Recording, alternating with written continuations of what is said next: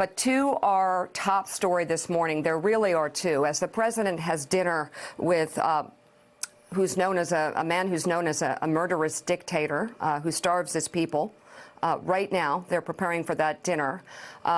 He's being accused of being a racist, a con man, and a cheat. That's what we're going to hear today, apparently, from his former fixer, his former lawyer, Michael Cohen. He will use those words to describe the president before the House Oversight Committee this morning. A draft of Cohen's opening statement obtained by NBC News includes allegations that the president had advanced knowledge about hacked Democratic emails, that Donald Trump Jr. alerted his father about what Cohen believes was the June 2016 Trump Tower meeting with Russians offering dirt on Hillary Clinton. Cohen also claims Trump indirectly encouraged him to lie about seeking a real estate deal in Moscow. Remember, the president said, "I've got nothing with Russia." Cohen will provide a check allegedly signed by the president in August of 2017 that Cohen says was a reimbursement for paying off porn star Stormy Daniels to make her be quiet about an affair they had, along with claiming that Trump exhibited what Cohen calls racist attitudes, and that the president mistreated his staff members, abused his charitable foundation, and lied to his family, all in the pursuit of personal enrichment or pleasure. As we mentioned, Michael Cohen plans to give House investigators a copy of that check from Donald Trump's personal bank account, which he says Trump personally signed while he was president. That's bad. That reimburses Cohen apparently for paying off that porn star in the final days of the 2016 election. That would be campaign finance violations. Cohen says the $35,000 check is one of 11 installments he received after discussing the matter while visiting the Oval Office in February of 2017. Cohen was charged for the alleged scheme, which sidestepped federal financial disclosures. Prosecutors wrote in Cohen's guilty plea that he acted in coordination with and at the direction of Individual One, a clear reference to the President of the United States, in committing these federal crimes. Cohen's alleged conversation and payments came well before President Trump denied knowing anything about payments for the alleged affair. Did you know about the $130,000 payment to Stormy Daniels? No. Why did Michael Cohen make it if there was no truth or allegation? Well, you have to ask Michael Cohen. Michael's an attorney, and you'll have to ask Michael Cohen. Do you know where he got the money to make that payment? I don't know. No.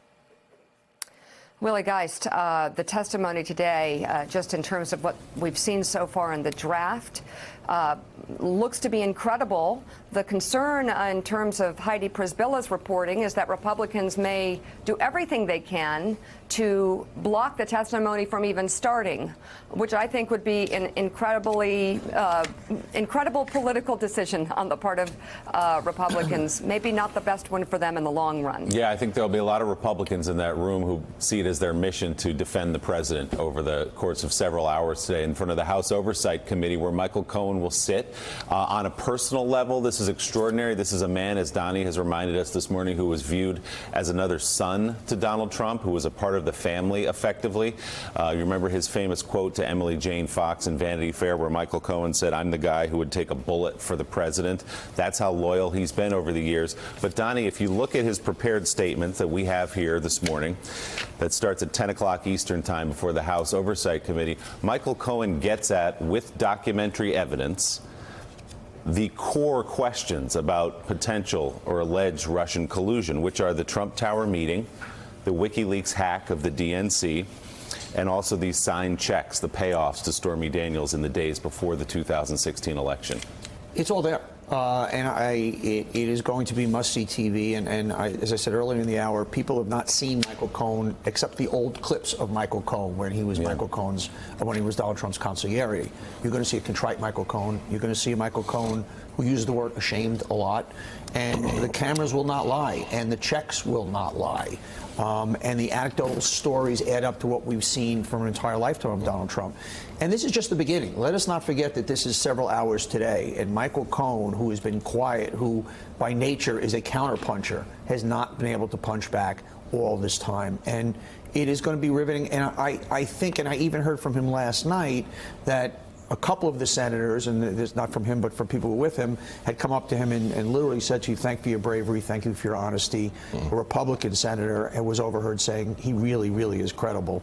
And I think the American people are going to see that today. And I think if you are a Trump supporter, open your eyes a bit more. And even if you're a Michael Cohen supporter, open your eyes a bit more. And you will find out a lot more about not Michael Cohen today, about Donald Trump. So, Gene, Michael Cohen's going to jail for 3 years. Yeah. Part of the reason for that is that he lied to Congress. So he acknowledges that he has a credibility problem when he sits in that chair today, and he gets to it in paragraph 3 of his opening remarks. I recognize some of you may doubt and attack me on my credibility. He seeks to sort of short-circuit that criticism, and he does it by presenting, again, this documentary evidence that he's brought with him. Right, he does. Number one, he has documentary evidence. Number two, if you think about it, no one would ever be convicted in a criminal court in this country practically unless juries came to believe people who in the past have been liars, because who knows about crimes that were committed? It's criminals, right, who were involved in those crimes,